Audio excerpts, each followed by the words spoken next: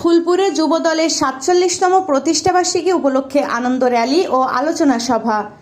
ইব্রাহিম হোসেন, ময়মনসিংহ ফুলপুর প্রতিনিধির ভিডিওচিত্রে বিস্তারিত। বাংলাদেশ জাতীয়তাবাদী যুবদলের ৪৭তম প্রতিষ্ঠাবার্ষিকী উপলক্ষে ময়মনসিংহের ফুলপুরে এক বর্ণাঢ্য আনন্দ র্যালি ও আলোচনা সভা অনুষ্ঠিত হয়েছে। বুধবার ২৯ অক্টোবর বিকেল ৫টায় ফুলপুর উপজেলা যুবদলের ভারপ্রাপ্ত সাধারণ সম্পাদক ইসলাম উদ্দিনের নেতৃত্বে ফুলপুর কেন্দ্রীয় শহীদ মিনার চত্বর থেকে আনন্দ র্যালিটি শুরু হয়।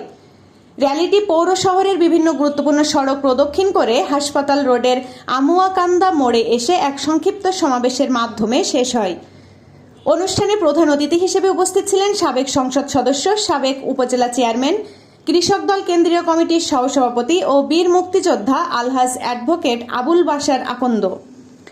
অন্যান্যদের মধ্যে উপস্থিত ছিলেন উপজেলা যুবদলের সহসভাপতি ফরিদ আহমদ, সহ সাধারণ সম্পাদক মামুন সরকার, রূপসী ইউনিয়ন যুবদলের সাধারণ সম্পাদক এমদাদুল হক, যুবনেতা হাসিব আহমেদ, রূপসী ইউনিয়ন যুবদলের সাংগঠনিক সম্পাদক মোজাম্মেল হক, ৭ নং রহিমগঞ্জ ইউনিয়ন যুবদলের সদস্য মীর মোজাম্মেল হক, পয়ারি ইউনিয়ন যুবদলের সদস্য সোহেল, রূপসী ইউনিয়নের যুবনেতা আমিনুল হক প্রমুখ। এছাড়াও উপজেলা, পৌর ও বিভিন্ন ইউনিয়ন যুবদলের নেতৃবৃন্দ উপস্থিত ছিলেন। প্রধান অতিথি তার বক্তব্যে বলেন, বাংলাদেশ জাতীয়তাবাদী যুবদল প্রতিষ্ঠার পর থেকেই দেশের গণতান্ত্রিক আন্দোলন ও সংগ্রামে অগ্রণী ভূমিকা পালন করে আসছে। বিগত ১৭ বছর ধরে আওয়ামী দুঃশাসনের বিরুদ্ধে যুবদল রাজপথে থেকে নিরলসভাবে লড়াই করছে।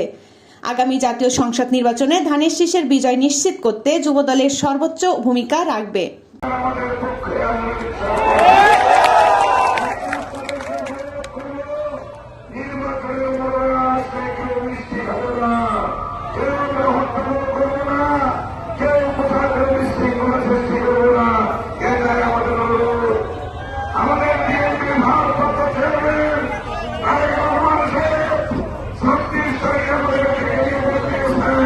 তিনি আরও বলেন, আমি আশা করি মনোনয়ন আমি পাবো, কারণ আমি গত ৪৭ বছর ধরে বিএনপির সঙ্গে আছি, দুর্দিনেও দল থেকে সরে যায়নি।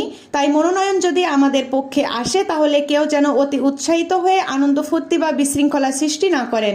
আমাদের দলের ভারপ্রাপ্ত চেয়ারম্যান তারেক রহমান স্পষ্ট করে বলেছেন, যাকে মনোনয়ন দেওয়া হবে সবাই ঐক্যবদ্ধ হয়ে তার জন্য কাজ করতে হবে। A B news desk report.